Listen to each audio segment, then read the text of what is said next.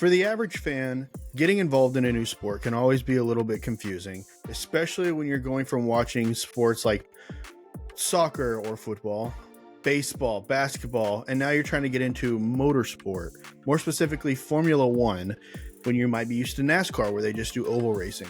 We put together a little guide on how you can better become a Formula One fan for the common person. Yeah, and I'll add, if you're new, stick around, listen to our points, and try to see what you can gain out of this, and see if you want to be a fan. If you're a veteran watcher of Formula One and motorsports in general, let us know if you agree with these points. Put down in the comments your own experience becoming a fan of Formula One. What would you add to this list to help get somebody else into the door? I think we've seen a lot of maybe gatekeeping online in the F1 world, and it's it's odd. Yeah. So Guys, we want to kind of curb that and bring more people into the sport, especially as there's still this wave of new fans kind of coming into the sport. absolutely. This is Turn One Podcast. We're your hosts, Jeremiah, And Thomas. and this is our guide. All right, we have 6 major points that we will each go over. We'll talk about why they're a point and kind of how they resonated with us in our process of becoming fans. So number 1, highly controversial in the F1 world. And we're probably going to get a little bit of hate for this, but again, if you're a veteran watcher of the sport, let us know in the comments why you agree or disagree with this. But number 1 step to becoming a Formula One fan, watch Drive to Survive. And I'll tell you why. It's the fastest, easiest, and most entertaining way to get into the sport. You are taking a 20-plus race season that takes hours to consume if each race is an hour and a half to 2 hours long, and you are condensing it down into 10 episodes that are less than an hour.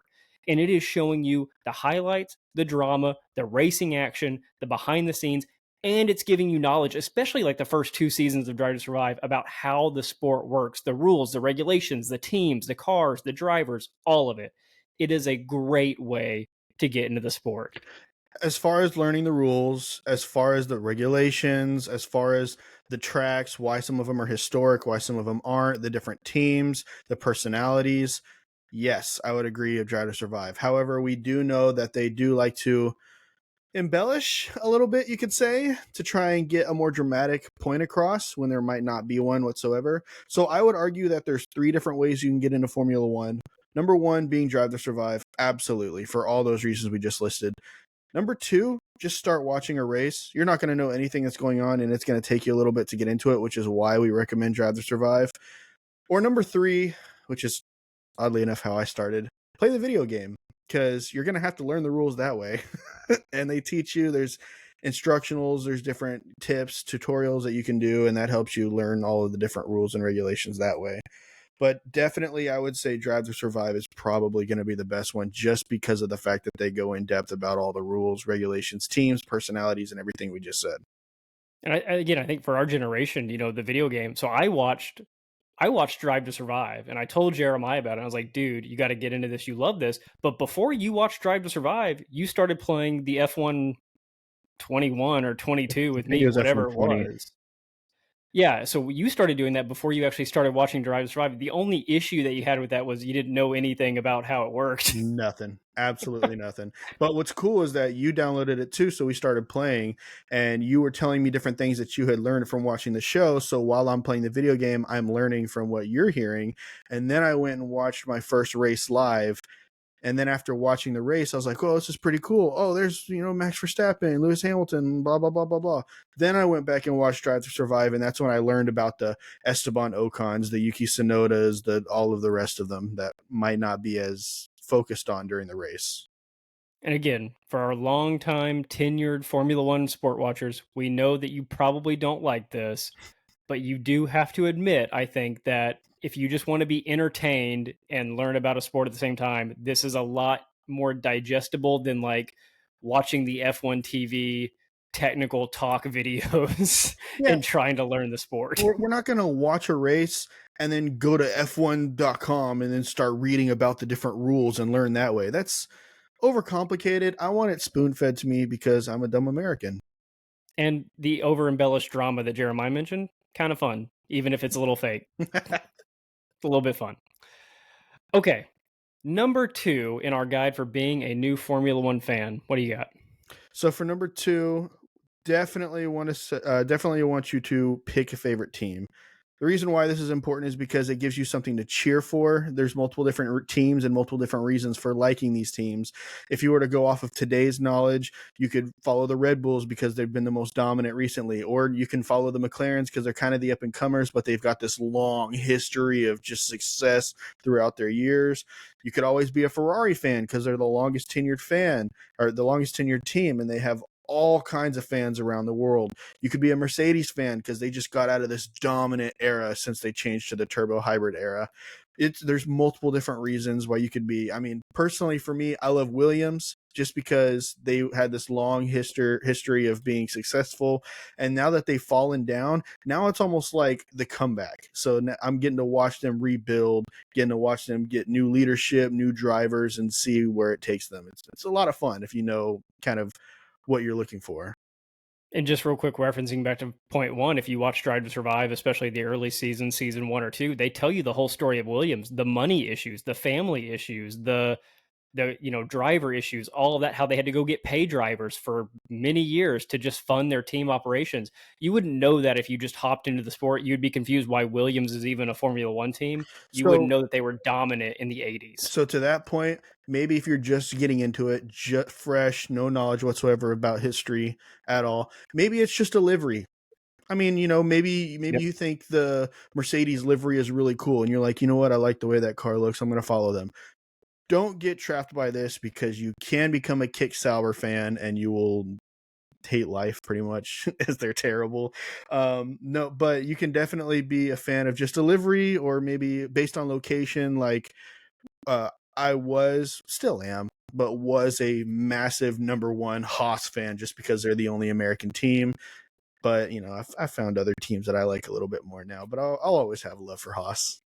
Because they never owned the American thing. I'll add that my favorite team from the start and still is today Red Bull, and this was in Red Bull's gap years between championships. So I guess you could say I'm a bandwagon, but when I became a fan, they weren't winning championships at the time. This was right when Max had got called up to the team to race alongside Daniel Ricciardo. But I became a fan for a number of reasons. One, Red Bull has a history of doing crazy stuff.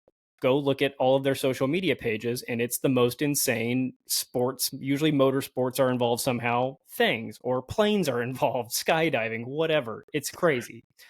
Uh, Two, they did have the young up and comer Max, who was supposed to be the next guy, and I really liked that storyline with Daniel Ricciardo and him fighting to be the number one driver at a team. Also, Red Bull's not a historic constructor. They were new to the scene and they started winning pretty quickly. I mean, within 6 or 7 seasons of being a team, they were winning the championship. And I just really appreciated that kind of drive to building a team. Of course, they fell off as Mercedes got into the turbo hybrid era. But again, all of those things just added up to me being like, I want these guys to win again. I know they won, 2010 through 2014 or whatever.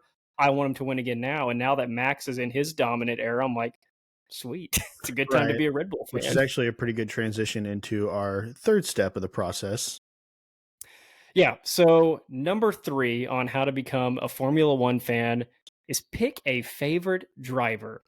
And I will caution, like Jeremiah said about not getting stuck with a team necessarily just because you like their livery. You can start that way and then maybe float around as you feel you need to.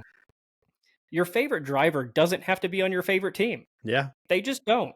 You can root for that team all day long and you can root for another driver. The beauty of Formula One is that there are so many points given out. There are two different trophies that you can win, the constructors and the drivers.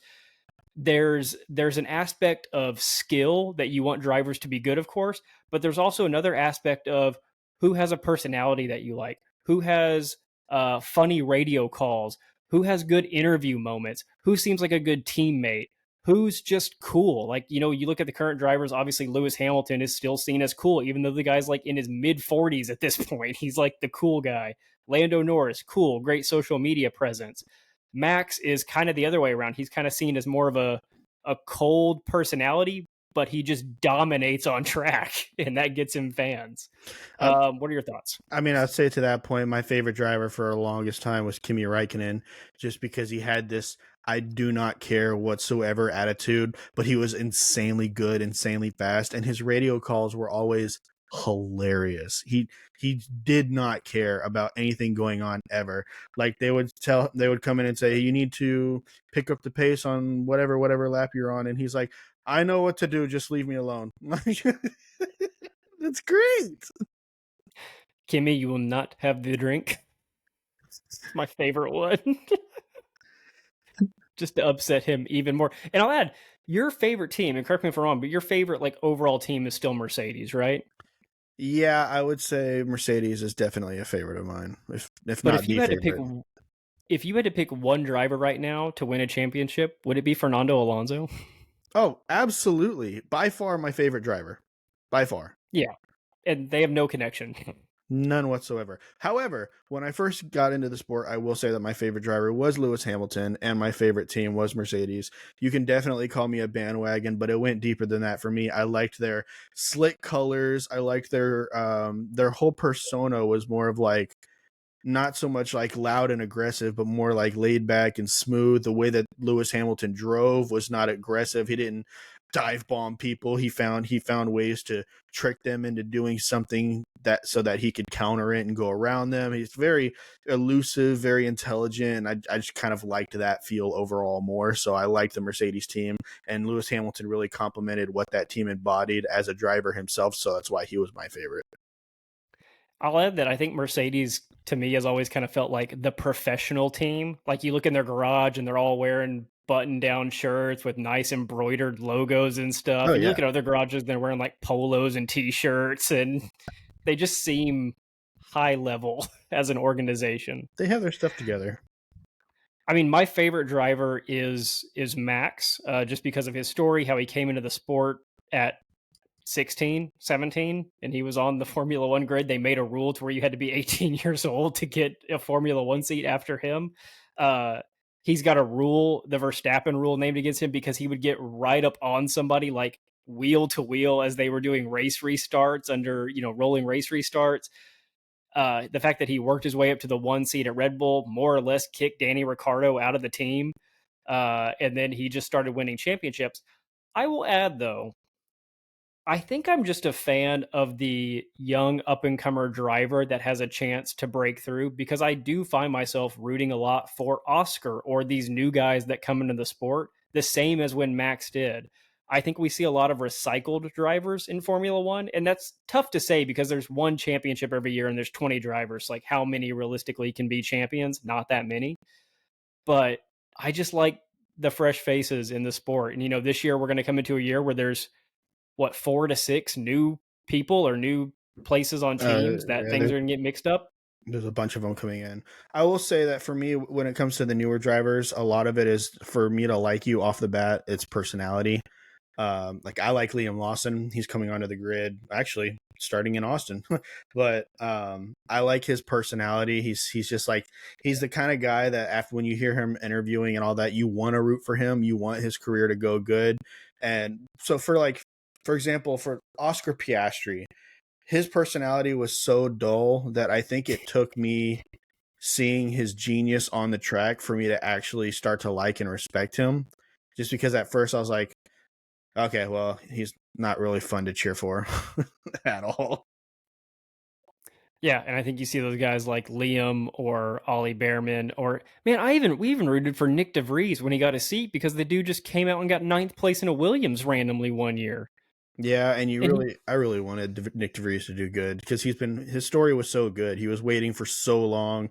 He fills in at Williams, gets points in his first race, and then he's got a seat, and then just nothing.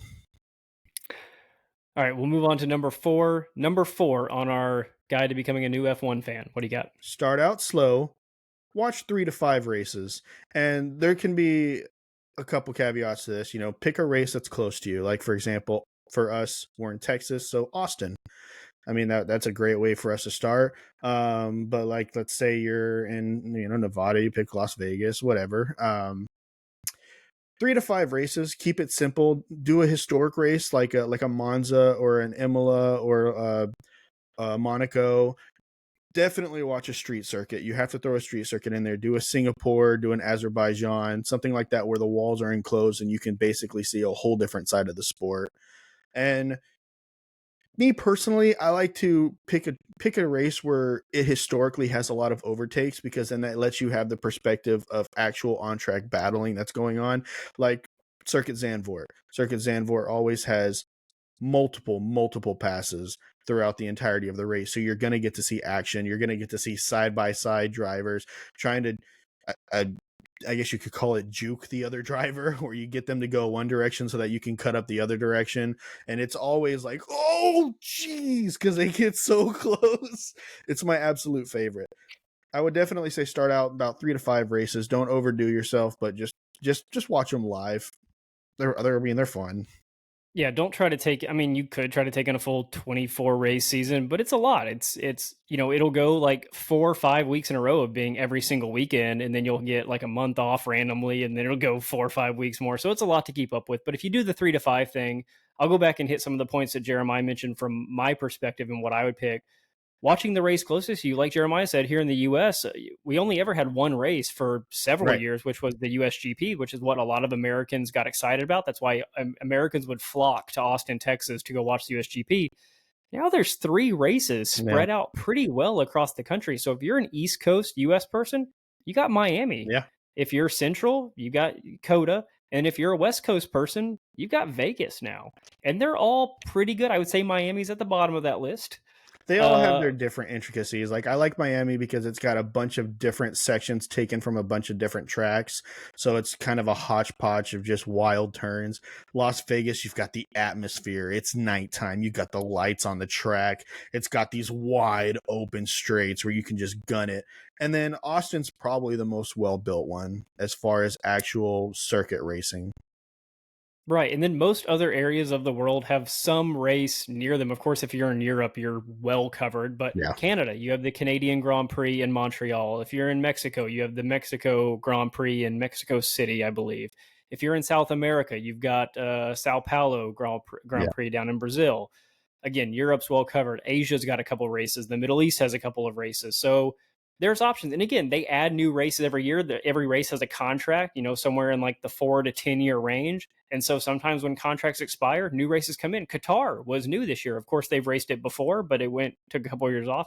China, that was welcomed back China. for the first Oh, time in a long yes. time this That season. was great. So there's options that are close to you. For the street circuit thing, I would definitely lean towards watching a Singapore or Vegas. I did not think I would be recommending Vegas as a race to watch prior Really? to last season, but dude, that race was so good. I think we gave it an award in our end of the season But video. but you love Jeddah.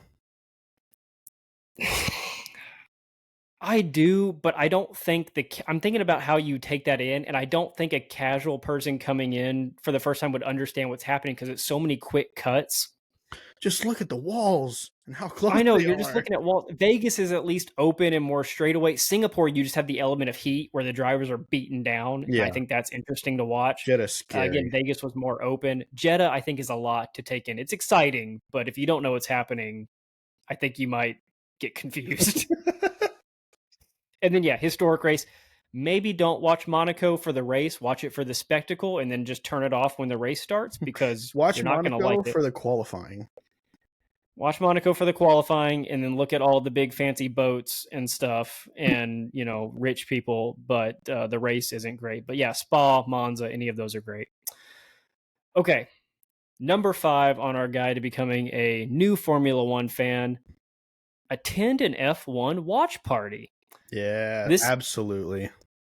this is something that was new to us, and we got to get back to doing it. It's been a couple weeks now since we've been to one, but I'm sure in most metro areas, whether you're in the US, anywhere in North America or in Europe or even in Asia, there's going to be some group, whether it's on Facebook or Reddit or whatever your social media platform is, that is congregating to watch Formula One races near you.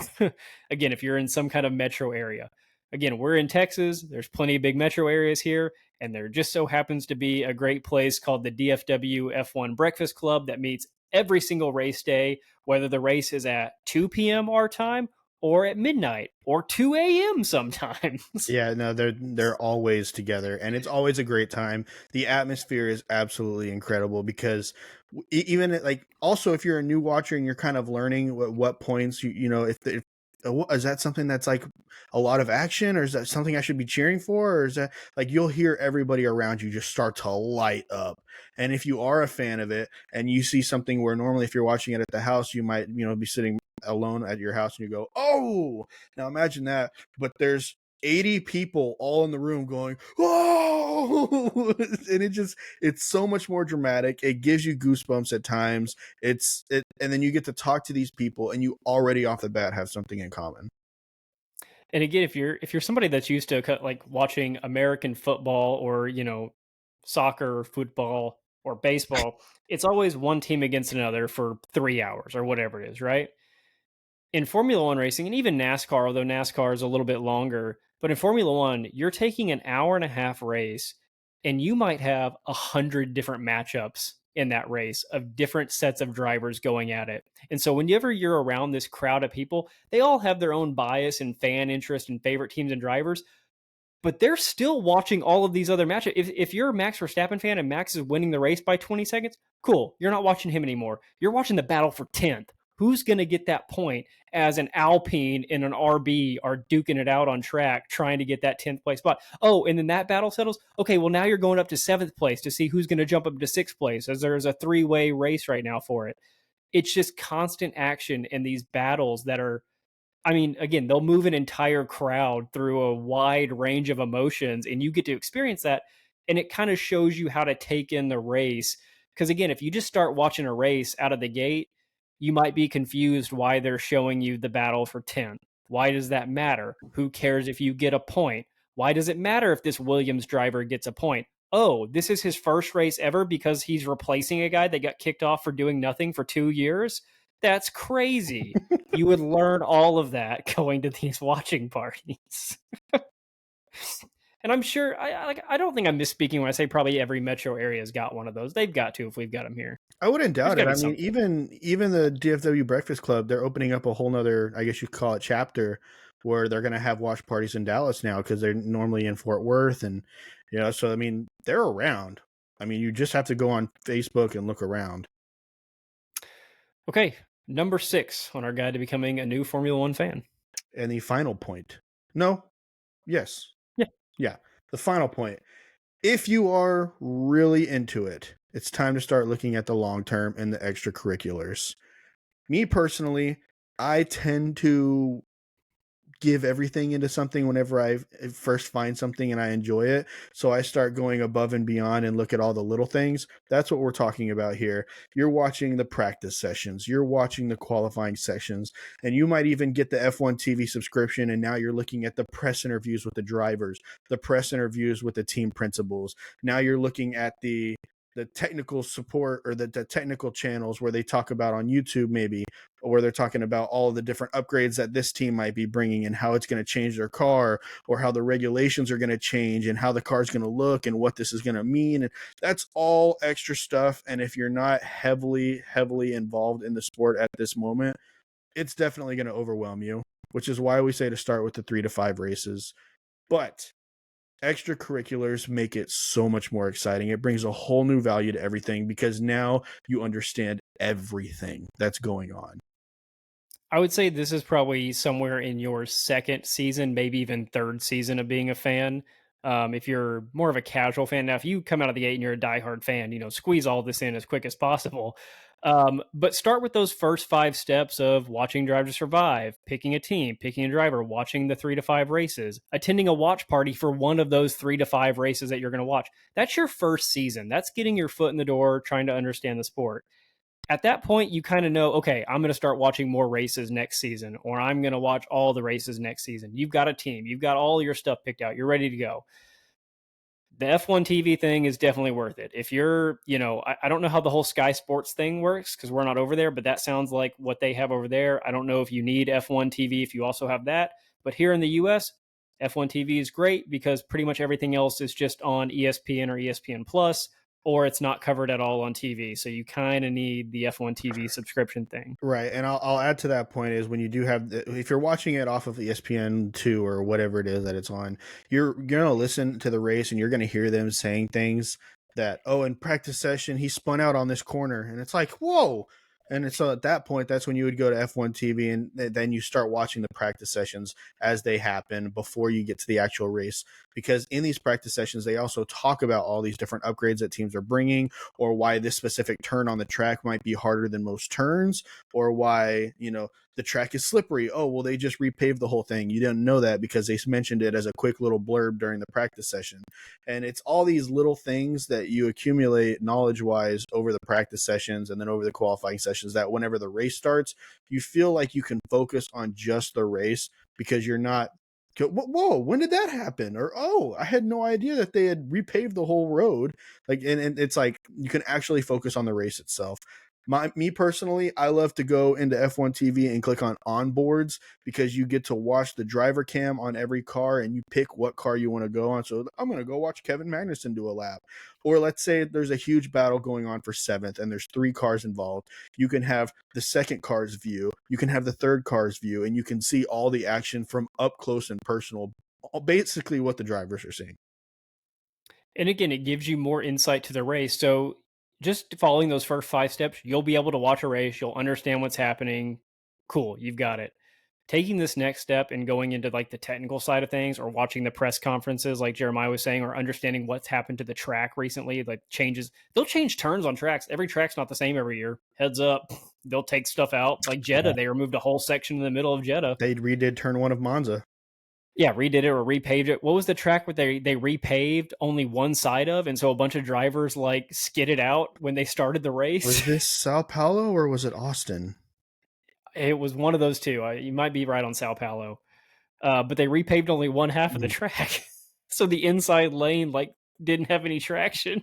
Yeah, that's bad. And so on F1 TV, you can go into these deep dives, and again, it might seem simple. All these are just cars, but remember, this sport is half driver skill and half car engineering. And so learning the driver skill part and the track part is great, but then also pairing that with the engineering part of what the teams are putting by. You don't need an engineering degree to understand all this. We're talking about understanding the tire compounds, understanding how drivers maintain their battery set a race so that whenever they say you can push to overtake, or overtake is active, or overtake is available, you know what that means. You know what they're telling Lewis Hamilton to do on Checo Perez out on track. Like, you understand that, and you're not just confused about why is overtake only available now? Why didn't he do that 3 laps ago when he was behind him? Right, or he's saving his battery into these turns so that when he gets on the straight, he can activate his battery and fight off the DRS.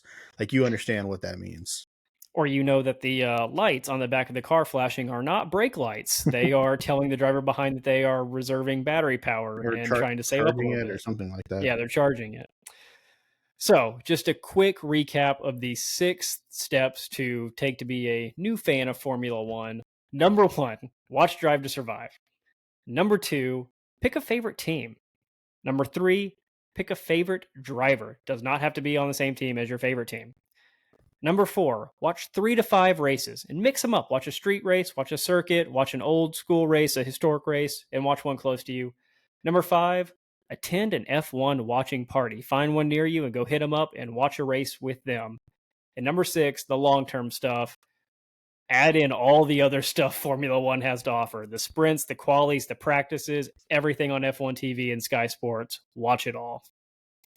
Guys, also, if you do want to learn more about the sport, we have multiple videos on our channel where we have gone in depth about multiple different things, the technical talk, the vocabulary, teams' histories, drivers' histories, and you can find all of that on our channel just by going and looking at previous videos.